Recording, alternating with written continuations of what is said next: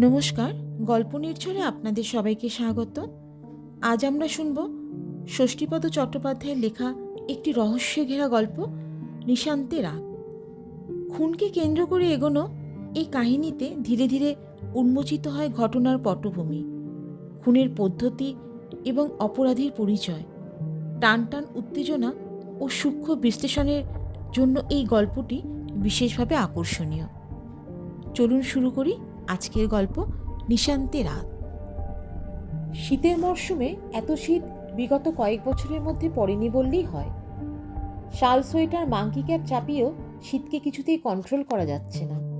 অথচ রাখহরি যেন শীতকেও জয় করে প্রকৃতিকে জানিয়ে দিচ্ছে যে আমার নাম রাখহরি।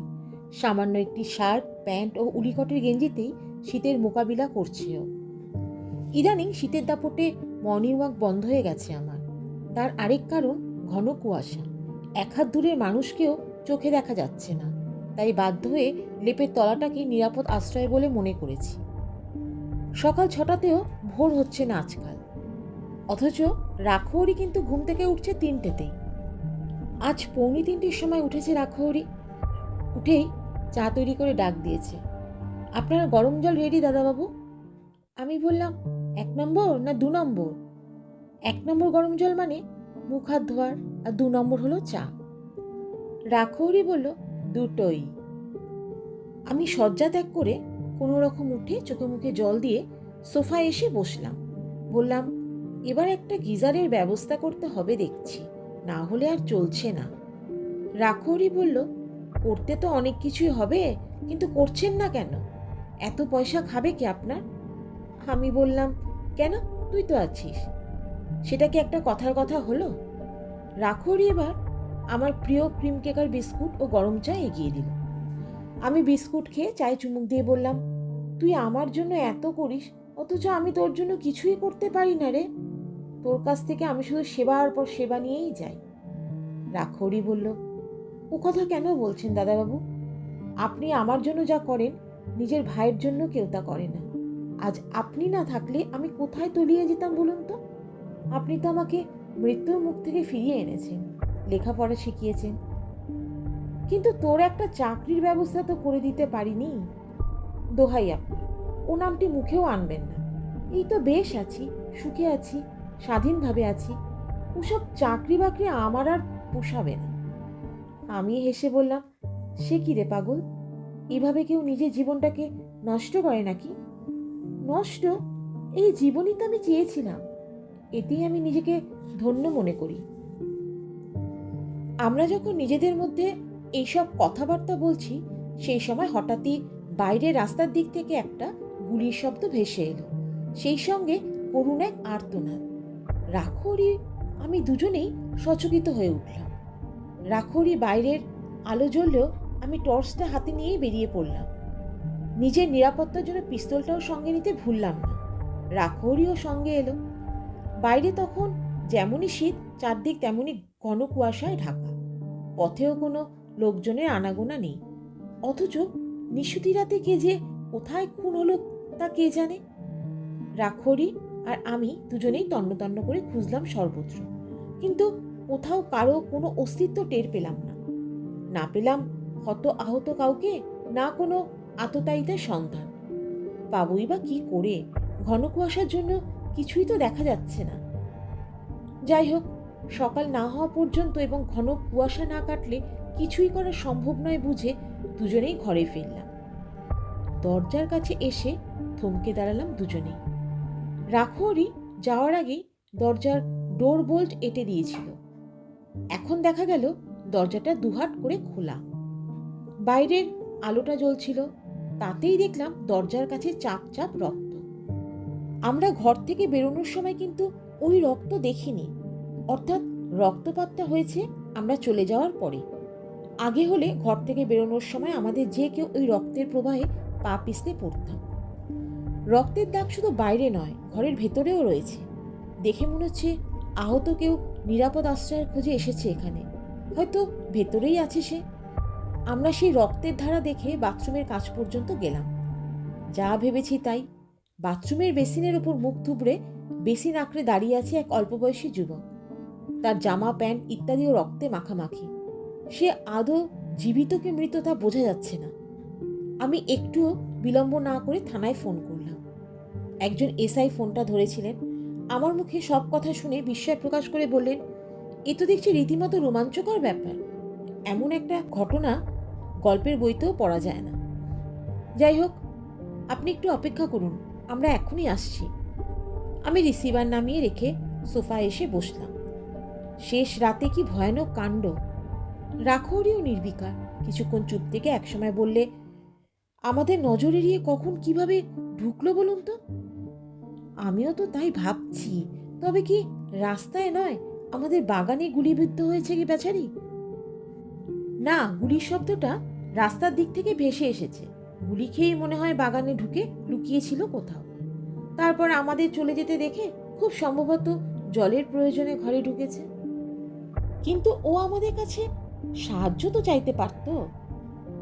চাইনি এই কারণে যে মৃত্যু যখন আসন্ন তখন কারো কোনো সাহায্য ওর কিছুই হতো না। ওর যেটা সবচেয়ে বেশি প্রয়োজন ছিল সেটা হলো জলের। তাই পাছে আমরা ওকে বিমুখ করি, সেই ভয়েও চুপি চুপি ভেতরে ঢুকে জলের সন্ধানে গেছে। তৃষ্ণা মিটিয়েই শেষ নিঃশ্বাস ত্যাগ করেছে বেচারি। রাখৌরির যুক্তিপূর্ণ কথাগুলো শুনে অত্যন্ত খুশি হলাম। বললাম, তুই তো দেখছিস ভেতরে ভেতরে অনেকটা তৈরি হয়ে গেছিস। তোর যা বুদ্ধি, তাতে তুই এবার গোয়েন্দাগিরির ব্যাপারে আমাকেও সাহায্য করতে পারবি। রাখৌরি এসে বলল, কি যে বলেন! ঠিকই বলছি, তুই যা যা বলছিস তা যথার্থই। তোর প্রতিটি কথাই যুক্তিপূর্ণ। একটু পরেই পুলিশের গাড়ি এসে থামলো বাড়ির কাছে। এসআই অমল দত্ত, কয়েকজন কনস্টেবল, একজন ডাক্তার ও অ্যাম্বুলেন্স সঙ্গে নিয়ে এসেছেন। আমি প্রথমেই ওদের দরজার কাছে চাপ রক্তের জায়গাটা দেখিয়ে দিলাম। না হলে অসতর্কভাবে পা পিছলে যে কেউ পিছলে পড়ে যেতে পারে। পুলিশের লোকেরা এসে রক্তাক্ত যুবককে ধরাধরি করে স্ট্রেচারে শোয়ালো। ডাক্তার তাকে পরীক্ষা করতে শুরু করলে আমি বললাম, আশা নেই যদিও, তবুও আমার মনে হয় এখনো মরেনি বেচারি। ডাক্তার নাড়ি টিপে বললেন, স্পন্দন নেই, চোখের পাতা স্থির, তবে দেহে এখনো উষ্ণতা আছে, বডি কিন্তু শক্ত হয়নি। ওইটাই রহস্য।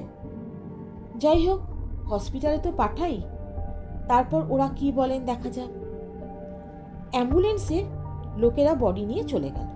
পুলিশও আমার মুখ থেকে ঘটনার বিবরণ শুনে যা যা লেখবার লিখে, যুবকের পায়ের ছাপ, রক্তের নমুনা ইত্যাদি নিয়ে বিদায় নিল। সবাই চলে গেলে কাজ বাড়ল রাখৌরি। ওই কনকনে ঠান্ডাকে উপেক্ষা করেও ফিনাইল ঢেলে সবকিছু ধুয়ে মুছে সাফ করে আগের মতোই পরিষ্কার পরিচ্ছন্ন করলো জায়গাগুলোকে। অনেক বেলায় রোদ উঠলে আরেকবার চা পর্ব সেরে আমি বাইরের রাস্তায় ঘোরাফেরা করতে লাগলাম। দেখি না কোথা থেকে কোনো রকম সূত্র যদি একটু খুঁজে পাই। কিন্তু না, আমার তদন্তের সুবিধা হয় এমন কোনো সূত্রই আততায়ীরা রেখে যায়নি কোথাও। সবচেয়ে আশ্চর্যের ব্যাপার, আমার দরজার কাঁচটুকু ছাড়া কোথাও কোনো রক্তের ছাপও চোখে পড়ল না। বাইরে থেকে এসে আমি এবার বাগানময় ঘুরে বেড়াতে লাগলাম। কিন্তু না, সেখানেও কোনো চিহ্ন নেই। আমার মাথার ভিতরটা কেমন যেন ঝিমঝিম করতে লাগলো। সেই সঙ্গে মাথার মধ্যে অসংখ্য প্রশ্ন তোলপাড় করতে লাগলো আমার। যুবকের পরিচয় কি? কোথা থেকে এসেছে ও? কেনই বা খুন হলো? খুনের নেপথ্যে কারা? এত জায়গা থাকতে আততায়ীরা এই হত্যাকাণ্ড বাঁধানোর জন্য আমার বাড়ির কাজটাই বা বেছে নিল কেন? এইসব প্রশ্নই তোলপাড় করতে লাগলো মনের ভেতর। একটু পরে কাগজওয়ালা কাগজ দিয়ে গেলে রাখৌলি স্টিলের ইজি চেয়ারটা বাগানে নিয়ে এসে আমার বসবার ব্যবস্থা করল। হাওয়াটা আজ নেই, তাই ঠান্ডাটাও কম লাগছে। আমি মিঠে রোদ্দুরে শালমুড়ি দিয়ে বসে কাগজের প্রথম পাতায় চোখ রাখলাম। রাখৌরি বলল, আপনি ওই নিহতকে কোনো রকম সার্চ না করেই পুলিশের হাতে তুলে দিলেন কেন? কারণ আছে, কতগুলো ব্যাপার পুলিশের ক্ষমতা অসীম। যেহেতু কেসটা আমার বাড়ির মধ্যে, তাই আমি এখানকার সব দায়িত্বই পুলিশের ওপর তুলে দিলাম। তবে খুনের তদন্ত আমিই করব। যদি ওর বডি সার্চ করে পুলিশ কোনো কিছু সূত্র সন্ধান পায়, তাহলে সেই সূত্র ধরেই আমি এগোতে থাকব। অবশ্য গুলিবিদ্ধ যুবকের মধ্যে যদি কোনো প্রাণের স্পন্দন আমি টের পেতাম, তাহলে কিন্তু আমি হাত লাগাতাম সব কিছুতে।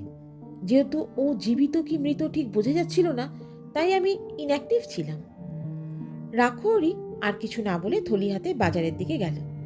আমিও সংবাদপত্রের বিশেষ বিশেষ সংবাদগুলো খুঁটিয়ে খুঁটিয়ে পড়তে লাগলাম। এমন সময় ফোনটা বেজে উঠতেই ঘরে এসে ফোন ধরলাম। এসআই অমল দত্ত ফোন করেছেন। বললেন যে যুবকের মধ্যে প্রাণের স্পন্দন দেখা দিয়েছে, তবে এখনও সে অজ্ঞান অবস্থাতেই আছে। মৃত্যুর সঙ্গে লড়াই করছে বেচারি। ইচ্ছে করলে আমি গিয়ে তাকে একবার দেখে আসতে পারি। আমি একটুও দেরি না করে তৈরি হয়ে নিলাম। রাখরি ফিরে এলে ওকে সব কথা বলে সামান্য জলযোগের পর আমি রওনা হলাম থানার দিকে। চার্চের ঘড়িতে তখন 9:05। আমার ঘড়ির দিকে তাকিয়ে দেখলাম সেটাও ঠিক একই সময় দিচ্ছে। হাসপাতালে গিয়ে দেখলাম পেশেন্টের অবস্থা খুবই উদ্বেগজনক। ডাক্তারবাবুরা অনেক চেষ্টা করে গুলি বার করেছে, আর বহু কষ্টে জেনেছেন দুটি নাম, জয়দীপ ব্যানার্জি ও পূজা। জয়দীপ সম্ভবত যুবকেরই নাম, কিন্তু পূজা, ওই নাম রহস্যই ঢাকা রইল।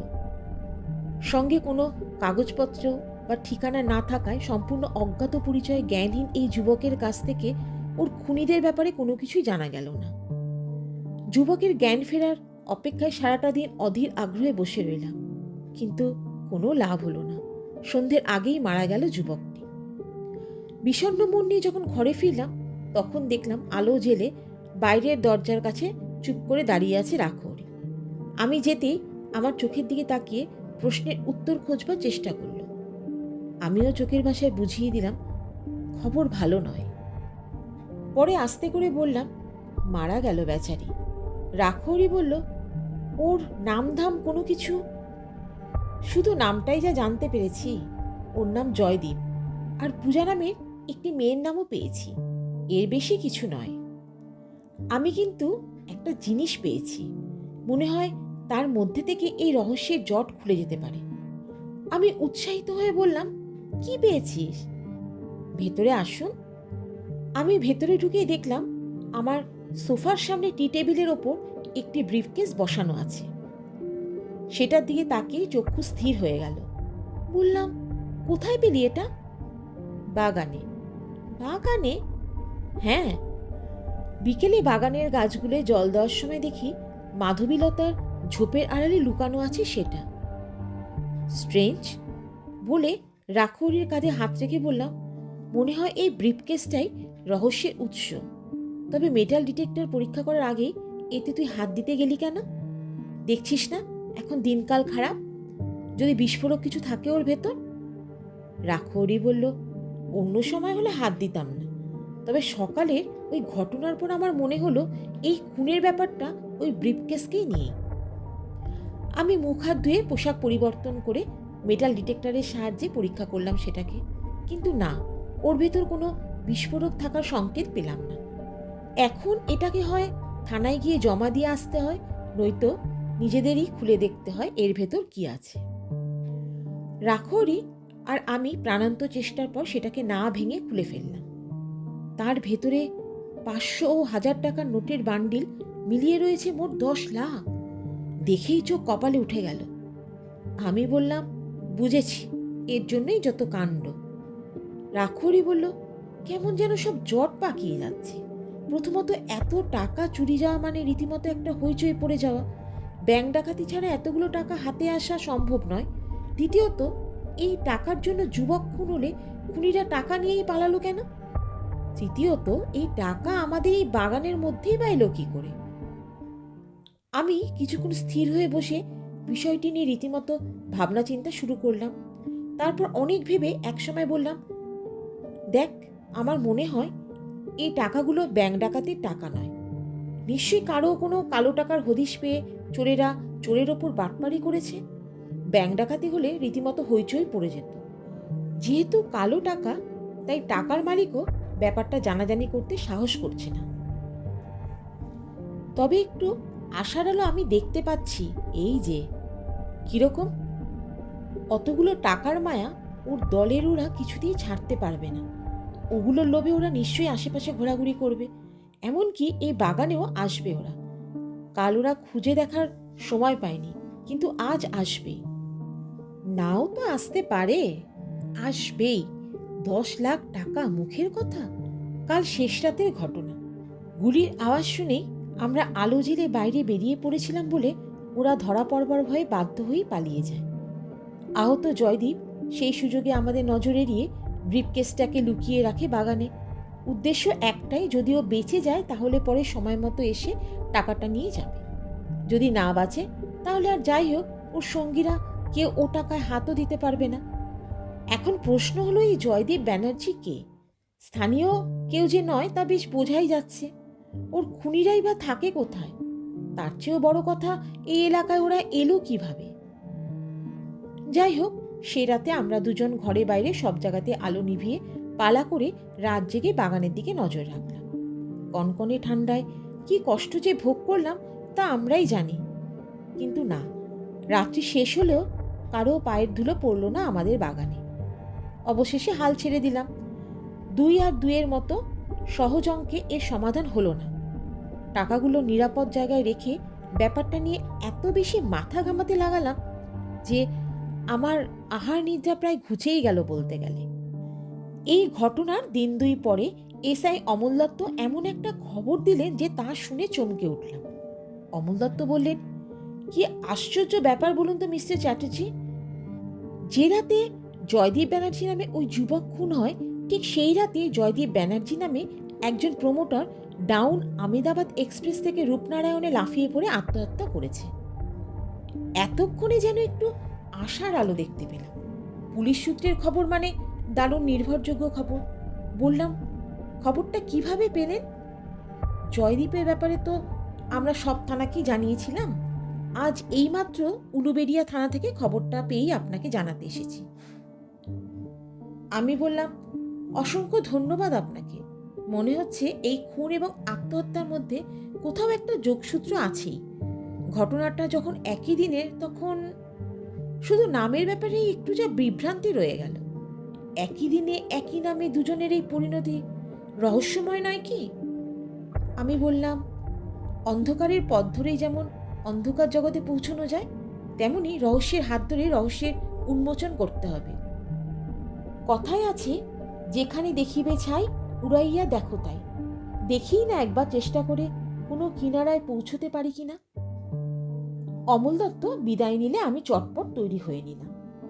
রাখরিকে বললাম, আমি যে কখন ফিরবো তার ঠিক নেই, তবে এতগুলো টাকা ঘরে আছে, তুই কিন্তু একদম ঘর থেকে বেরোবি না, কেউ এলেও দরজা খুলবি না। রাখরি বলল, আপনি নিশ্চিন্তে থাকুন। আমি মৌরিগ্রাম স্টেশনে আসতেই সঙ্গে সঙ্গে একটি মেছেদা লোকাল পেয়ে গেলাম। সেই ট্রেনে কিছুক্ষণের মধ্যেই উলুবেড়িয়ায়। ওখানকার থানার ভারপ্রাপ্ত অফিসার আমার বিশেষ পরিচিত। তার কাছে গিয়ে ওই যাত্রীর খোঁজখবর নিতেই তিনি বললেন, আমরা এটিকে আত্মহত্যার ঘটনা বললেও মনে হচ্ছে ব্যাপারটা কিন্তু ঠিক তা নয়। তাহলে কি? মনে হচ্ছে খুন। ভদ্রলোককে ফেলে দেওয়া হয়েছে ট্রেন থেকে। পোস্টমর্টম রিপোর্টে জানা গেছে এক ধরনের ঘুমের ওষুধ খাওয়ানো হয়েছিল মৃত্যুর আগে। ব্যাপারটা আমার কাছে বেশ সহজ বলে মনে হলো এবার। একজন প্রমোটারের কাছে 10 লাখ টাকা থাকা চমকে ওঠার মতো কোনো ব্যাপার নয়।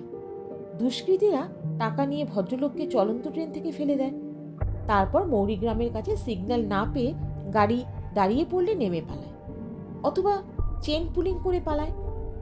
বললাম, ভদ্রলোকের ঠিকানাপত্র পাওয়া গেছে কিছু? না, তবে লিউকোমিয়ায় আক্রান্ত পূজা ব্যানার্জি নামে একটি মেয়ের প্রেসক্রিপশন পাওয়া গেছে। প্রেসক্রিপশনটি ডক্টর রমেশ যোশী নামে টাটানগরের একজন নামকরা চিকিৎসকের। ওতেই হবে মনে হচ্ছে। রহস্যের জট এবার খুলতে পারব। কিন্তু উনি যে জয়দীপ ব্যানার্জি এবং একজন প্রমোটার, এটা আপনারা জানলেন কি করে? ওর ডেড বডি যখন আমরা রূপনারায়ণের চড়া থেকে উদ্ধার করি, তখনই ওর নামাঙ্কিত একটি কার্ড পাই। তাতে শুধুমাত্র নামটুকু ছাড়া আর কিছু বোঝা যাচ্ছিল না। তবে প্রেসক্রিপশনটি একটি পলিপ্যাকে মোড়া ছিল বলে বুঝতে অসুবিধা হয়নি। অন্য কোনো মালপত্র পাওয়া যায়নি ওর কোষ থেকে? সে ব্যাপারে অনুসন্ধান তো এখনো হয়নি। প্যান্টের পকেটে প্রথম শ্রেণীর একটি টিকিট ছিল। মালপত্র কিছু থাকলেও তা পাওয়ার সম্ভাবনা খুবই কম। হাওড়া স্টেশনে ট্রেন গিয়ে পৌঁছলে বেয়ারিশ মাল ভ্যাগাবন্ডসের হাতেই চলে যায়, জমা পড়ে না। এ ব্যাপারে ডাক্তার যোশীর সঙ্গে আপনারা কোনো যোগাযোগ করেছিলেন? করেছিলাম, কিন্তু উনি এখন আউট অফ স্টেশন। একটি চিকিৎসক কনফারেন্সে যোগ দিতে পুনে গেছেন। আমি আর দেরি না করে বাড়ি ফিরে এলাম। একটাই প্রশ্ন এখন আমার মনের মধ্যে তোলপাড় করতে লাগলো যে ছেলেটি খুন হলো সে তাহলে কে? জয়দীপ ব্যানার্জি ও পূজা এই দুটি নামই বা বলল কেন? আমি বাড়ি ফিরে এলেও দুপুরে খাওয়া দাওয়ার পর সন্ধ্যায় স্টিল এক্সপ্রেসে রওনা হলাম টাটানগরের দিকে। টাটানগরে পৌঁছলাম রাত প্রায় 9টা নাগাদ। স্টেশন এলাকাতেই একটি লজে উঠলাম। সেই রাতটা সেখানে কাটিয়ে পরদিন সকালে গেলাম যোশীর চেম্বারে। যোশী তো আউট অফ স্টেশন, কিন্তু ওর একজন লোককে জিজ্ঞাসা করতেই পরিচয় পাওয়া গেল জয়দীপ ব্যানার্জি। বললেন উনি একজন প্রমোটার, কোটি টাকার মালিক, এখনো বিয়ে করেননি, সাকচিতে একটি ফ্ল্যাটে একা থাকেন। ওর ছোট বোন পূজার ব্লাড টেস্টে সম্প্রতি লিউকোমিয়া ধরা পড়েছে, তাতেই পাগলের মতো হয়ে উঠেছেন উনি। বেহালায় ম্যানচনে ওর পরিবারে আর সবাই থাকেন। রাজা বসন্তরায় রোডে একটি ফ্ল্যাট কেনবারও তোড়জোড় চলছে। মানুষটি খুবই ভালো। এহেন মানুষের এই রকম পরিণতি হবে তা কে জানত। তবে চান্ডিলে রূপা মাহেশ্বরীর কাছে গেলে ওর ব্যাপারে আপনি অনেক কিছুই জানতে পারবেন। রূপা মাহেশ্বরী ওর কে হন? অত্যন্ত আপনজন। বোনের লিউকোমিয়া ধরা না পড়লে হয়তো কিছুদিনের মধ্যেই ওদের একটা স্থায়ী সম্পর্ক হয়ে যেত। উনি কি এখনো পর্যন্ত কোনো খবর পেয়েছেন ওর ব্যাপারে? কি করে পাবেন? খবরটা দেবেই বা কে? দুঃসংবাদটা তাহলে আমাকেই বয়ে নিয়ে যেতে হবে দেখছি। কি আর করবেন, একজন না একজনকে তো নিয়ে যেতেই হবে। তা আপনিই যান। চান্ডিলি স্টেশন মাস্টারের কাছে গেলেই ওর খোঁজ পেয়ে যাবেন। এখন টাটানগর থেকে চান্ডিলে যাওয়ার কোনো ট্রেন নেই, তাই বাধ্য হয়েই একটা মারুতি ভাড়া করে এগিয়ে চললাম চান্ডিলের দিকে। এ পথে বহুদিন আগে একবার এসেছিলাম বাঘমুন্ডি থেকে বরাহভূম হয়ে। তারপরে এই ঘণ্টাখানেকের মধ্যেই পৌঁছে গেলাম চান্ডিলে। এখানকার স্টেশন মাস্টারের কাছে ওর ব্যাপারে খোঁজ নিতে গিয়েই দেখা হয়ে গেল আমার এক পুরনো বন্ধু বিরাজের সঙ্গে। ও এখানে ওর শ্বশুরবাড়িতে এসেছিল। আমার মুখে রূপার নাম শুনেই চমকে উঠল। বলল, তুই আবার ওর ফাঁদে পড়লি কবে থেকে? আমি অবাক হয়ে বললাম, ফাঁদ মানে? ওরে বাবা, সাংঘাতিক মেয়ে ও। যেমনই তেজি তেমনই জেদি। তেমনি তেমনি কি? না থাক, তোর তো আবার মেয়েদের ব্যাপারে অ্যালার্জি।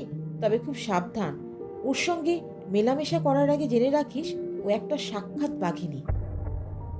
এই ধরনের কথাবার্তা আমি একদম পছন্দ করি না, কিন্তু বন্ধু বান্ধবদের সঙ্গে কথা বলার সময় এমন সব সহ্য করতেই হয়।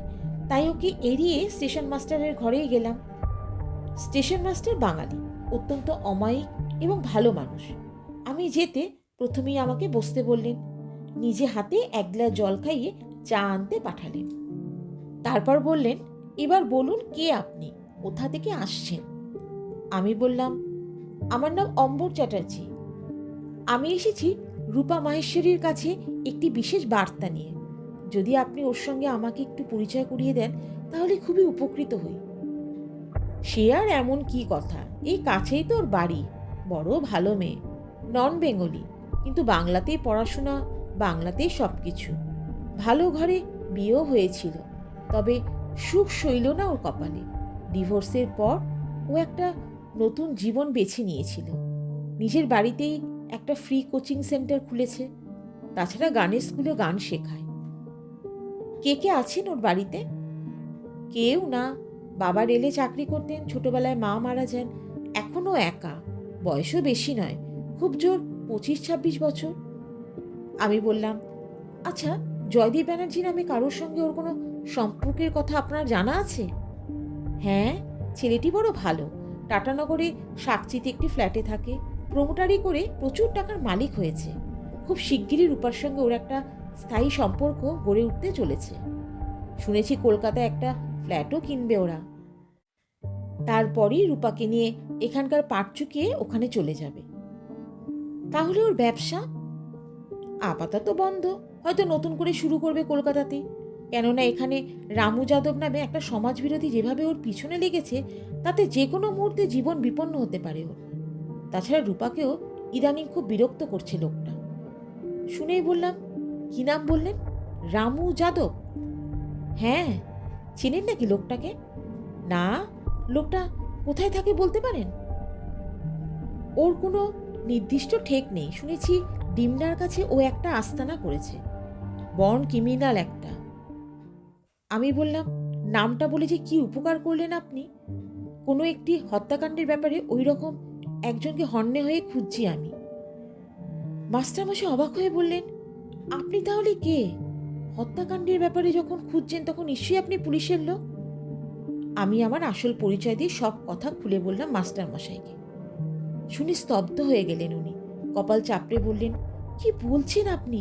জয়দীপ নেই? আবার নতুন করে কপাল পুরল মেয়েটা। এই দুঃসংবাদ ওকে কি করে দেব? আমি বললাম, এখনই কিছু বলবার দরকার কি? ওই ব্যাপারে কোনো কথা না বলে আমার তদন্তের কাজে লাগে এমন দু একটা কথা ওকে আমি জিজ্ঞেস করতে চাই। আসুন তাহলে আমার সঙ্গে। এই দুঃসংবাদটা একটু দেরিতে খবরের কাগজের মাধ্যমেই জানুক ও। স্টেশন এলাকা থেকে একটু দূরে নির্জন পরিবেশে বাংলো প্যাটার্নের একটি বাড়ির সামনে এসে মাস্টারমশাই বললেন, এই বাড়ি। মাস্টারমশাই দরজায় নক করতে একটি আদিবাসী কিশোরী দরজা খুলে বাইরে এসে বলল, দিদি তো নেই। কোথায় গেছে? শাকচিতে।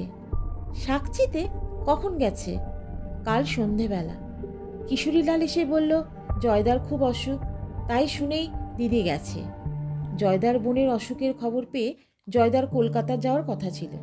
দিদি ফোনে জেনেছে জয়দা বাড়ি যায়নি, তাই। সর্বনাশ! যাওয়ার আগেই আমার সঙ্গে একবার দেখা করে যেতে পারলো না? আপনি তো কাল নিমডিতে গিয়েছিলেন।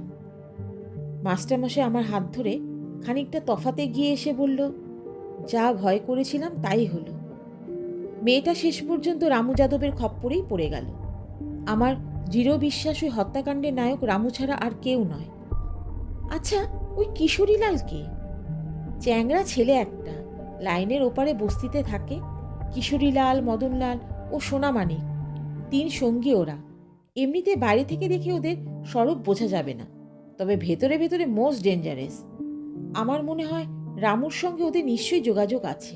ওরই নির্দেশে ওরা মিথ্যে সংবাদটা দিয়ে সর্বনাশটি করিয়েছে রূপার। আমি বললাম, গুলিবিদ্ধ যে ছেলেটি আমার বাড়িতে গিয়ে শেষ নিঃশ্বাস ত্যাগ করেছে, সে এদের তিনজনের একজন নয় তো? মাস্টারমশাই বললেন, হতে পারে। এতক্ষণে এই সম্ভাবনার কথাটা আমার মাথায় আসেনি। কীরকম দেখতে বলুন তো ছেলেটিকে? আমি চেহারার বর্ণনা দিতেই মাস্টারমশাই বললেন, বুঝেছি, এই সোনামানিক ছাড়া আর কেউ নয়। আমাকে একবার নিয়ে যেতে পারেন ওর বাড়িতে? বেশ তো, চলুন। আমরা একটা রিকশায় চেপে লাইন পার হয়ে ওদিকে বস্তিতে গেলাম। সোনামানিকের বাড়িতে খোঁজখবর নিয়ে জানলাম সে আজ 2-3 দিন বাড়িতে নেই। ওর বাবা একটু ভারিক্কি মেজাজের লোক, তাই গম্ভীর স্বরে বললেন, কেন আমার ছেলের খোঁজ নিচ্ছেন বলুন তো আপনারা? আমার ছেলে কি অন্যায় কিছু করেছে? আমি বললাম, সত্যি অন্যায় কিছু করেছে কিনা তা প্রমাণ সাপেক্ষ, তবে বাড়িতে ওর কোনো ছবি থাকতে যদি দেখাতে পারেন তাহলে খুব ভালো হয়। বলার সঙ্গে সঙ্গে ওর মা একটা অ্যালবাম নিয়ে এসে বললেন, এই তো আমার ছেলের ছবি, বলুন না কি হয়েছে ওর? ও আজ কদিন ধরে বাড়ি ফিরছে না কেন? ছবির দিকে তাকিয়ে আমি নির্মম হয়ে বললাম, ও আর কখনো বাড়ি ফিরবে না। আপনারা হাওড়ায় গিয়ে পুলিশের সঙ্গে যোগাযোগ করুন। হাজার হলেও মা তো। আমার কথা শোনা মাত্রই জ্ঞান হারিয়ে লুটিয়ে পড়লেন। আমি ওর বাবাকে বললাম, কিশোরীলাল ও মদনলাল নিশ্চয়ই বুক ফিলিয়ে ঘুরে বেড়াচ্ছে। ওর বাবা বললেন, ওরাই তো ডেকে নিয়ে গিয়েছিল আমার ছেলেকে, তারপর ওরা ফিরল আর আমার ছেলেটা ফিরল না। কাল সকালে একবার দেখেছিলাম কিশোরীলালকে। ছেলের কথা জিজ্ঞাসা করতে বলল, ওর ব্যাপারে ওরা নাকি কিছুই জানে না। আমি বললাম, ওদের যে কোনো একজনকে আপনি ডাকিয়ে আনতে পারেন না? ওরা ফাঁকা মাঠের বেড়াল, কোথায় ঘুরছে এখন কে জানে। আমি মাস্টারমশাইকে ইশারায় স্থান ত্যাগ করতে বলে চলে এলাম সেখান থেকে। তারপর এখানকার লোকাল থানাকে সব কথা জানিয়ে যখন টাটানগর যাব বলে স্টেশনে আসছি, তখনই উজ্জ্বল শ্যামবর্ণ ছিপছিপে চেহারার একটি ছেলে আমার দিকে এগিয়ে এসে বলল, স্যার, আপনি পুলিশের লোক? কেন বলো তো? এদের ব্যাপারে অনেক কিছু আমি জানি, তাই 2-4 কথা আপনাকে বলতে চাই। আমি বললাম, এতে তোমার বিপদ হতে পারে তো? সোনামানিক আমার বন্ধু, ছেলেটা কিন্তু সত্যিই খুব ভালো। শুধু এই দুটি বাজে ছেলের পাল্লায় পড়ে ইদানিং 12টা বেজে গেছে ওর মর্মান্তিক পরিণতির কথাটা আমি কাল রাতেই জেনেছি। সেই সঙ্গে জেনেছি জয়দীপ ব্যানার্জির খুন হওয়ার ব্যাপারটা। কিন্তু সব জেনেও না জানার ভান করে আছি। রূপাদিকে ওরা যেভাবে বিপদের মুখে ঠেলে ফেলে দিল, তাতে আমি আর নিজেকে ঠিক রাখতে পারছি না। তাই যদি হয় তাহলে রূপাদিকে তুমি সাবধান করে দিলে না কেন? বললাম তো, সব কিছু হয়ে যাওয়ার পর কাল রাতেই যা জানবা জেনেছি। আমি বললাম, তোমার নাম? আমার নাম রোহন, আমার বোন রূপাদির ছাত্রী। তা কাল রাতে আমি যখন নর্থ কেবিনে পাশ দিয়ে যাচ্ছিলাম, তখনই মদনলাল ও কিশোরীলালকে এক জায়গায় বসে সলা পরামর্শ করতে দেখি আমার সন্দেহ হয়। কেননা ওরা প্রায়ই খারাপ কাজ করে থাকে, তাই আমি লুকিয়ে ওদের কথাবার্তা শুনি। ওরা এবার কার কি সর্বনাশ করতে চলেছে তা আগাম জানবো বলে। এমন সময় ট্রেন আসার শব্দ শোনা গেল। ও বলল, ওই আপনার ট্রেন আসছে। আমি বললাম, তোমার কথা না জেনে এক পাও নড়ছি না এখান থেকে। ওদের কথা কি শুনলে বলো? ট্রেন এলো, ছেড়েও চলে গেল। আমি ওকে নিয়ে স্টেশনের একটু নিরিবিলি জায়গায় গিয়ে বসলাম। ও বলল, কিশোরীলাল বলছিল বেশি সততা দেখাতে গিয়ে মরল ছেলেটা। ও যে ফিল্ডে নেমে ওইভাবে পাল্টি খেয়ে যাবে তা কে জানতো? মদনলাল বলল, তাই বলে তুই হট করে গুলি চালাতে গেলি কেন? কিশোরীলাল বলল, সাক্ষ্য প্রমাণ লোপ করার জন্য। জয়দীপ ব্যানার্জির খুনের ব্যাপারে ও যেরকম বাধা দিয়েছিল, তাতে আমার মনে হয় ও নিজে গিয়েই পুলিশকে জানিয়ে দিত সব কথা। মাঝখান থেকে টাকাগুলো হাতছাড়া হয়ে গেল। শয়তান ছেলেটা কোথায় যে লুকোলো ব্রিফকেসটা তা কে জানে। অচেনা জায়গা, তাই ঝুঁকি না নিয়ে পালিয়ে এলাম। জয়দীপ ব্যানার্জির ওই পরিণতির কথা শুনেই তো রামুদা বলল, এত বড় দাওটা যখন মারতে পারলি না, তখন তোদের তো হাত খালি। এখনই রূপা মেয়েটাকে যদি আমার ফাঁদে ফেলতে পারিস, তাহলে কথা দিলাম তোদের পকেট আমি ভর্তি করে দেব। মেয়েটা একদিন সবার সামনে আমার গালে চড় মেরেছিল। তার লাইনে যখন নেমেইছি, তখন আর প্রাণে মায়া মমতা রাখলে চলবে না, বুঝলি? এক ধাক্কায় কাজ হাসিল করে এলাম। মদনলাল বলল, শুধু সোনামানিকের জন্যই সব চাল ভেস্তে গেল আমাদের। ওটাকে কেন জড়ালি? কিশোরীলাল বলল, কি করব, কদিন ধরেই কাজ দে করছিল। তারপর ট্রেনে উঠে জয়দীপ ব্যানার্জিকে দেখে যে অমন হয়ে যাবে তা কে জানতো। আমি রোহনকে বললাম, কিশোরীলাল ও মদনলালকে এখন কোথায় পাওয়া যেতে পারে? আমি ওদের 9:55 ট্রেনে টাটানগরের দিকে যেতে দেখেছি। তার মানে ওরা টাটানগরেই গেছে। রামু যাদব তো ডিমনায় থাকে, তাই না? জায়গাটা চিনি আমি। আপনি যদি বলেন তো আমিও যেতে পারি আপনার সঙ্গে। আমি দারুণ উল্লসিত হয়ে বললাম, একেই বলে মেঘনা চাইতেই জল। তুমি সঙ্গে থাকলে কাজে অনেক সুবিধা হয় আমার। রামু যাদব, কিশোরীলাল, মদনলালকে তুমি চিনিয়ে দিতে পারবে। আপনি তাহলে একটু অপেক্ষা করুন, আমি চট করে বাড়িতে একটা খবর দিয়ে আসি। কোনো প্রয়োজন নেই, তোমার বাড়িতে খবর দেওয়ার ব্যবস্থা আমিই করছি বলে স্টেশন মাস্টারের ঘরে ঢুকে যা বলবার সব বলে ওকেই বললাম রোহনদের বাড়িতে আমার সঙ্গে ওর যাওয়ার খবরটা গোপনে পৌঁছে দিতে। একটা ট্রেন তো বেরিয়ে গেল, পাঠানকোট টাটানগর এক্সপ্রেস। এখন আর কোনো ট্রেন নেই, তাই আবার একটা মারুতি নিয়ে এগিয়ে চললাম টাটানগরের দিকে। টাটানগরে পৌঁছে নিজের পরিচয় দিয়ে ওখানকার পুলিশকেও জানলাম সব কথা। তারপর থানার মারফতেই জানলাম আমার এলাকার পিএসএ অমল দত্ত বললেন, আপনি নির্ভয়ে কাজ করুন, ওখানকার পুলিশের সাহায্য যাতে আপনি পান সেই ব্যবস্থা এখনই করছি। এরপর টাটানগরে যে লজে উঠেছিলাম সেই লজে আবার উঠলাম রোহনকে নিয়ে। বেলা অনেক হয়েছে, স্নান করার পর্ব তো মিটিয়ে নিতে হবে এবার। তারপর মাথা ঠান্ডা রেখে ধীরে সুস্থে এগোতে হবে আসল কাজে। বিকেলের দিকে রোহনকে নিয়ে কিছুক্ষণ এখানকার জুবলি পার্কে কাটিয়ে সন্ধ্যের মুখেই চলে এলাম ডিমনাতে। রোহন বলল, পাহাড়ের কোলে ওই যে দেখছেন বাড়িটা, ওখানেই রামু যাদবের আস্তানা। যদিও বাড়িতে ঢুকিনি কখনো, তবুও বাড়িটা চিনি। ডিমনা লেকে একবার পিকনিক করতে এসে দেখেছিলাম এ বাড়িটা। রূপাদি ওখানেই আছে। কিশোরীলাল ও মদনলাল ওই জায়গা ছাড়া অন্য কোথাও থাকবে না। আমি বললাম, রামু যাদবের বাড়িটা চিনে রাখা আমার দরকার ছিল খুবই, কিন্তু রূপা কি সত্যি ওখানে আছে? রামু যাদবের ওই একটাই ঘাঁটি। বুঝলাম, রূপা মাহেশ্বরীর ব্যাপারে যা শুনেছি তাতে ওর মতো মেয়ে ওই কিশোরীলালের কথা শুনে ওই ধূর্তর ফাঁদে পা দেবে বলে আমার তো মনে হয় না। অসম্ভবও নয়, কেননা কিশোরীলাল ও মদনলাল প্রকৃতিগতভাবে খল হলেও ওদের কথাবার্তা শুনলে বুঝতেই পারবেন না ওরা খুব একটা বাজে ছেলে বলে। কাজেই ওদের কথায় বিশ্বাস করতেও পারেন রূপাদি। এখন তাহলে কাজ শুরু করা যাক। কিভাবে করবেন? তুমি বরং একটু উদ্যোগী হয়ে দেখো বদ ছেলে দুটো এখানে আছে কিনা। রোহন কিছুক্ষণ কি যেন ভাবল, তারপর পায়ে পায়ে এগিয়ে গেল বাড়ির দিকে। আমি বেশ কিছুটা দূরে অন্ধকারে লুকিয়ে রইলাম। ও দরজায় নক করতে দারোয়ান গোছের একজন প্রবীণ বিহারী লোক এসে দরজা খুলে বেরিয়ে এলো।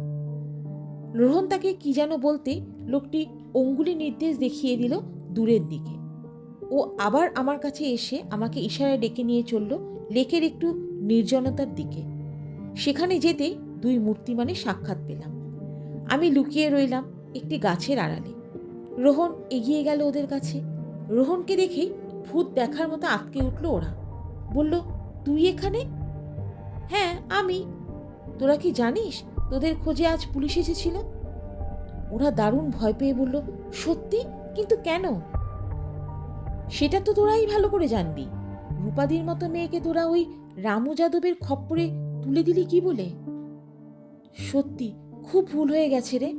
না না, ভুল নয়, অমার্জনীয় একটা অপরাধ করে ফেলেছি আমরা। রূপাদি এখন কোথায়? জানি না। কাল রাতে রামু যাদবের লোকেরা আচমকা ওর ওপর ঝাঁপিয়ে পড়ে ওকে কিডন্যাপ করলে একটুও বাধা দিতে পারেনি রূপাদি। কিন্তু পরে এখানে গাড়ি থেকে নামবার সময় হঠাৎই ভয়ঙ্করী মূর্তিতে ওদের উপর ঝাঁপিয়ে পড়ে এমন আক্রমণ চালায় যে ওরা এখন মৃত্যু পথযাত্রী। রূপাদি যে বাড়ি থেকে বেরোনোর সময় সঙ্গে ছুরি নিয়ে এসেছিল তা জানতো না কেউ। ওই ছুরির ঘায়ে তারপর কি হলো? দলমার ওই ভয়ঙ্কর জঙ্গলের দিকে ছুটে যেতে দেখা গেল রূপাদিকে। তোরা কি তখন ধারে কাছে ছিলি? না, আজ সকালে আমরা এখানে এসে সব শুনলাম। রামু যাদবের কাছে এসেছিলাম আমাদের প্রাপ্য টাকার জন্য, কিন্তু রামু যাদব আমাদের টাকা তো দিলই না, উপরন্তু বলল রূপা মাহেশ্বরীকে না পাওয়া পর্যন্ত আমরা যেন তাকে বিরক্ত না করি। রোহন বলল, রূপাদি যে রামু যাদবের খপ্পরে পড়েনি এটা অত্যন্ত ভালো খবর, কিন্তু জয়দীপদাকে খুন করলি কার নির্দেশে? কিশোরীলাল বলল, মিথ্যে কথা। কে বলল আমরা খুন করেছি? সোনামানিককেও তো খুন করেছিস তোরা। মদনলাল এবার কঠিন গলায় বলল, এত সব তুই কি করে জানলি বল? কাল রাতেই তোদের দুজনের কথা আমি শুনেছি। তাহলে তো সোনামানিকের মতো অবস্থা তোরও হওয়া উচিত, না হলে তুই আমাদের ধরিয়ে দিবি। কিন্তু তুই এখানে এলি কি জন্যে? আমি যেসব জেনেছি সেই কথাটা তোদের বলবার জন্যই এসেছি। তবে তো আর এক মুহূর্ত তোকে বাঁচিয়ে রাখা যায় না বল। বলেই একটা রিভলভার বা পিস্তল জাতীয় কিছু বার করলো মদনলাল। আমিও অঘটন একটা কিছু ঘটে যাওয়ার আগেই আমার রিভলভার উদ্ধত করে ওদের সামনে এসে দাঁড়ালাম। আমাকে দেখেই চমকে উঠল ওরা। কে? রোহন বলল, উনি পুলিশের লোক। কিশোরীলাল ও মদনলাল দুজনেই তখন লুটিয়ে পড়ল আমার পায়ে। উঠতি মস্তান হলে যা হয় তাই। রোহন আমার নির্দেশে মদনলালের হাত থেকে পিস্তলটা কেড়ে নিল। কিশোরীলাল বলল, এই রকম খুন খারাপি রাস্তায় যাওয়ার কোনো ইচ্ছেই আমাদের ছিল না স্যার, কিন্তু কি থেকে যে কি হয়ে গেল তা এখনো আমরা ভেবে পাচ্ছি না। আমি বললাম, কি থেকে কি হয়ে গেল সেটাই তো তোমাদের মুখ থেকে শুনতে চাই। কিশোরীলাল বলল, সেদিন বিকেলে আমি যখন চায়ের দোকানের আড্ডা থেকে স্টেশনের দিকে আসছি তখনই রূপাদির গানের স্কুলে দুটি মেয়ের সঙ্গে কথা শুনতে পাই। ওদের একজন বলছিল জয়দা আজই রাতে গাড়িতে কলকাতা যাচ্ছে অনেক টাকা নিয়ে। ওর বোনের অসুখ, তাছাড়া সেখানে নাকি একটা ফ্ল্যাটও কিনবে। বেশ কয়েক লাখ টাকা সঙ্গে নিয়ে যাচ্ছে। রূপাদি কত করে বারণ করলো কিন্তু জয়দা শুনল না। সত্যি দিনকাল যা খারাপ, তাতে জয়দা কিন্তু কাজটা ঠিক করলো না, কি বল? এখন ভগবান না করুন কোনো বিপদ না হলেই হয়। এই পর্যন্ত শুনেই আমার মাথায় একটা বদমতলব খেলে গেল। আমি সঙ্গে সঙ্গে মদনলালকে এসে বললাম কথাটা। মদনলাল বলল, এই সুযোগটা কোনো মতে হাতছাড়া করা যাবে না। আমি এখনই টাটানগরে চলে যাচ্ছি। স্টেশনে প্রতিটি ট্রেনের দিকেই নজর রাখছি আমি। তুই সোনামানিককে নিয়ে একটুও দেরি না করে চলে আয়, তবে খুব সাবধান, কেউ যেন টের না পায়। সোনামানিকটা অনেকদিন ধরেই কাজ করছিল, তাই এক কথায় রাজি হয়ে গেল। তবে কাজটা যে কি তা অবশ্য সে জানতো না, শুধু এটুকু জেনেছিল এই কাজটা করতে পারলে আমাদের আর কোনো অভাব থাকবে না। আমরা যখন স্টেশনে গিয়ে পৌঁছালাম তখন দেখলাম মদনলালের মুখ খুশিতে ভরপুর। বললাম, কেল্লা ফতে, জয়দীপ ব্যানার্জির সঙ্গে দেখা হয়েছে। উনি ডাউন আমেদাবাদ হাওড়া এক্সপ্রেসে একটি কুপে ম্যানেজ করেছেন। আমিও যে ওই গাড়িতে যাচ্ছি তা ওকে বলেছি। আমি ওকে সময় মতো ট্রেনে বসিয়ে যা করবার করব। ট্রেন ছাড়লেই তোরা দুজনে উঠে পড়বি, তারপর লুকিয়ে থাকবি বাথরুমে। আমি ওকে ট্রেনে উঠিয়ে আর ট্রেন থেকে নামবো না, সময় মতো ডেকে নেব তোদের। কিন্তু ধর চেকার বা পুলিশ যদি ধরে, তখন অবস্থা বুঝে ব্যবস্থা করা যাবে। তবে এই প্রচণ্ড শীতে ঘুমের ধান্দায় থাকে সবাই, কারো পাত্তা পাওয়া যাবে না। সেই মতোই কাজ হলো। ট্রেন ছাড়তেই আমরা নজর এড়িয়ে ঠিক ঢুকে পড়লাম ট্রেনের বাথরুমে। খানিক বাদে মদনলাল এসে ডেকে নিয়ে গেল আমাদের। গোলমালটা বাঁধল তখনই। জয়দীপকে দেখেই বেঁকে দাঁড়ালো সোনামানিক। এ কি করতে যাচ্ছিস তোরা?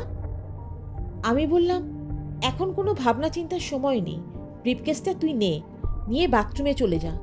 মদনলাল ওর জলের সঙ্গে এমন ওষুধ দিয়ে দিয়েছে যে সহজে ঘুম ভাঙবে না ওর। ঘুম ভাঙলেও অসুস্থ থাকবে। আমরা সময় মতো চেন পুলিং করব। সোনামানিক বলল, তোরা যা করবি কর, আমি এর মধ্যে নেই। মদনলাল বলল, বেশি সেন্টিমেন্টাল হোস না, বলেই আস্তে করে দরজার লকটা খুলে ফেলল। আমি বললাম, এখনই চেন পুলিং করবি? মদনলাল বলল, জয়দীপদা আমাকে দেখেছে, অনেকক্ষণ কথা বলেছি ওর সঙ্গে, ওর ওয়াটার বোতলের জল ভরে দিয়েছি, ওকে ট্রেনে উঠিয়ে ওর কূপে বসে গল্প করেছি। পরে জ্ঞান ফিরলে এসব কথা যদি উনি পুলিশকে বলেন, তখন আমার অবস্থাটা কি হবে একবার ভেবে দেখেছিস? অতএব অতএব কি করতে চাস তুই? কি যে করতে চায় তা আমাদের বলতেই সোনামানিক রুখে দাঁড়ালো। আমারও ভয় করছিল না যে তা নয়, তবু ওর কথার একটা যুক্তি আছে ভেবেই আমরা অচৈতন্য জয়দীপটাকে কূপের ভেতর থেকে বার করে আনলাম। ট্রেন তখন কোলাঘাটের রূপনারায়ণের ব্রিজে উঠেছে। সোনামানিক বলল, তোদের পায়ে ধরছি, তোরা এই কাজ করিস না। কিন্তু আমরা তো ওর কোনো কথাই শুনলাম না। জয়দীপদাকে চলন্ত ট্রেন থেকেই ফেলে দিলাম। এরপর কেমন যেন হয়ে গেল সোনামানিক। ওর দু চোখে আগুন দেখে প্রমাদ গুনলাম। আমাদের অবশ্য ট্রেন থেকে নামার জন্য চেন পুলিং করতে হয়নি। মৌরিগ্রামে ঢোকবার মুখে সিগন্যাল না পেয়ে ট্রেন থামতেই নেমে গেলাম আমরা। সোনামানিক উল্টো দিকে দরজা দিয়ে নেমে পালাতে গেল, কিন্তু ভারী ব্রিফকেস নিয়ে ছুটে বেশি দূর পালাতে পারল না। আমাদের নজরে এসে গেল। আমরা ওকে থামতে বললেও ও থামল না। বলল, কাছে পিঠে যদি কোনো থানা থাকে তবে সেখানে গিয়েই থামব। আমরা বুঝতে পারলাম আমাদের কার্যকলাপ ওর পছন্দ হয়নি এবং ধরিয়ে আমাদের দেবেই। তাই নিজেদের বাঁচানোর জন্য গুলি করলাম ওকে। আমি গুলি করেছি। ঠিক সেই সময় একটি বাড়ির আলো জ্বলে উঠতেই গা ঢাকা দিলাম আমরা। বুঝলাম আর এখানে থাকলে বিপদের শেষ থাকবে না, কেননা এবার হইচই হবে। কিশোরীলালের সব কথা জেনে আমি বললাম, ওই আলো আমিই জ্বেলেছিলাম, কিন্তু তোমাদের ওই বন্ধু আর তোমাদের কাউকেই না দেখে আবার ঘরে ফিরে গিয়েছিলাম। গিয়ে দেখি তোমাদের বন্ধু আমারই বাড়ির বাথরুমে সংজ্ঞাহীন হয়ে আছে। পরে অবশ্য মরবার আগে জয়দীপ ব্যানার্জি ও পূজা এই দুটো নাম বলতে পেরেছিল। ওই টাকাগুলোর কথা কিছু বলেনি, ওগুলো পরে পেয়েছি। এখন কি আপনি আমাদের অ্যারেস্ট করবেন? তোমরাই বলো এই অবস্থায় আমার কি করা উচিত। মদনলাল বলল, আমাদের দুজনকেই আপনি গুলি করে মারুন, এই জীবন আমরা রাখতে চাই না। আমরা যখন দুজনকে হত্যা করেছি তখন দুজনেই আমরা গুলিতেই মরি। আমি বললাম, না, আমার ইচ্ছা তোমরা স্বেচ্ছায় ধরা দাও। তার আগে বলো রামু যাদবকে আমি কিভাবে ধরব? সে এখন বাড়িতেই আছে। ওর সঙ্গী দুজনের অবস্থা খুবই আশঙ্কাজনক। রূপাদি ছুরি দিয়ে এমনভাবে ফাঁসিয়েছে ওদের যে ওরা একজনও বাঁচবে কিনা সন্দেহ। সঙ্গীরাও ওখানেই আছে। বড় ডাক্তার এসে সেলাই টেলাই করেছে, অক্সিজেন চলছে। এই কেস নিয়ে হাসপাতালে গেলে ওরা তো থানার নির্দেশ ছাড়া নেবে না, তাই বাড়িতেই চিকিৎসা হচ্ছে। রূপাদি তাহলে পিকচার থেকে একেবারেই মুছে গেলেন? মনে হয় তাই। দলমার ওই জঙ্গলে হিংস্র জন্তু জানোয়ারের বাস। রাতের অন্ধকারে ওখানে যখন ঢুকেছেন তখন ওরা ফিরে আসবার কোনো সম্ভাবনাই নেই। আজ সারাদিন আমরাও জঙ্গলে তোড়পাড় করেছি। রামু যাদবও হন্যে হয়ে খুঁজছে, কিন্তু কোনো সন্ধান পায়নি ওর। এমন সময় অন্ধকারের ভিতর থেকে কে যেন বলল, সন্ধান আমি দিতে পারি তোমাদের। চেয়ে দেখলাম রামু যাদবের বাড়ির সেই দারোয়ান গোছের প্রবীণ লোকটি। কিশোরীলাল বলল, এ কি মিশিরজি, আপনি? মিশিরজি বলল, হ্যাঁ আমি। এই সমস্ত কাজ কাম আমি আর চোখে দেখতে পারছি না। মেয়েটিকে কাল রাতেই আমি সরিয়ে দিয়েছি। ওকে জঙ্গল থেকে উদ্ধার করে আমি বিটিয়ার কাছে রেখে এসেছি। বলেছি আমি না বলা পর্যন্ত ও যেন ঘর থেকে না বেরোয়। ও আমারই ঘরে আছে। এখন আপনাদের সব কথা শুনে বুঝলাম ওকে আপনাদের হাতেই তুলে দেওয়া উচিত। আমি বললাম, আপনি সত্যিকারের একটি ভালো কাজ করেছেন মিশিরজি। এখন বলুন এখান থেকে থানার সঙ্গে যোগাযোগ করা যায় কিভাবে? মিশিরজি বলল, ওই দেখুন। চেয়ে দেখি অদূরে একটি পুলিশ ভ্যান দাঁড়িয়ে। আমি সকলকে নিয়ে সেখানে যেতেই একজন ইন্সপেক্টর বললেন, আপনি মিস্টার অম্ব চ্যাটার্জি? হ্যাঁ, আপনার রিপোর্টের ভিত্তিতেই আমরা এসেছি। ওয়েস্ট বেঙ্গল পুলিশও আপনার নাম করে আমাদের সাহায্য চেয়েছে, তাই আমরা এদিকে এসেছিলাম। এখন বলুন আমরা কিভাবে আপনার সাহায্য করতে পারি? আমি কিশোরীলাল ও মদনলালকে দেখিয়ে বললাম, এরাই আসামি। এরা অপরাধ স্বীকার করে স্বেচ্ছায় ধরা দিচ্ছে। এদের অ্যারেস্ট করুন। সেই সঙ্গে নারী হরণের দায়ে অভিযুক্ত রামু যাদব ও তার সঙ্গীদের।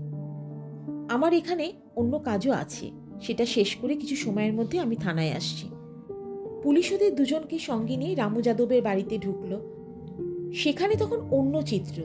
গুরুতর আহতদের একজন ততক্ষণে একেবারেই শেষ হয়ে গেছে, আরেকজনের দেহে প্রাণটুকু অবশিষ্ট আছে মাত্র। আর রামু যাদব পুলিশের আগমন বার্তা টের পেয়েছে, কখন যে কোন ফাঁকে কেটে পড়েছে কে তা জানে। আমি রোহনকে নিয়ে মিশিরজির সঙ্গে জঙ্গলের কাছাকাছি একটি বস্তিতে গেলাম। রূপা মাহেশ্বরী সেখানেই ছিল। মিশিরজি রূপার সঙ্গে আমার পরিচয় করিয়ে দিতে যেন বুকে বল পেল।